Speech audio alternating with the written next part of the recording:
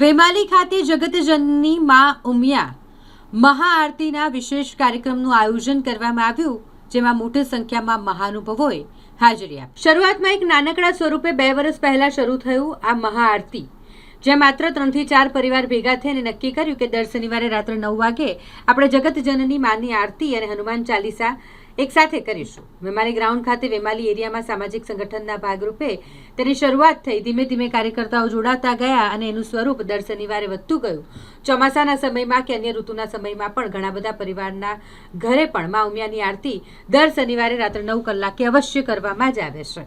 અને આ 75મી આરતી, જેને મહાઆરતીના સ્વરૂપે ઉજવવાનું નક્કી કરાયું, આ વિરાટ સ્વરૂપ વિશ્વ ઉમિયા ફાઉન્ડેશનના ભાગરૂપે સામે આવ્યું, જેમાં આમંત્રણને માન આપી કેન્દ્રીય યુવા સંગઠનના ચેરમેન જીતુભાઈ પટેલ, વડોદરા સામાજિક સંગઠનના ચેરમેન પિનાકીન પટેલ, ચિરાગ પટેલ, આરડી પટેલ સાહેબ અને અન્ય ઘણા બધા મહાનુભાવોએ અને મોટી સંખ્યામાં લોકોએ ઉપસ્થિત રહી મહાઆરતીના કાર્યક્રમને સફળ બનાવ્યો.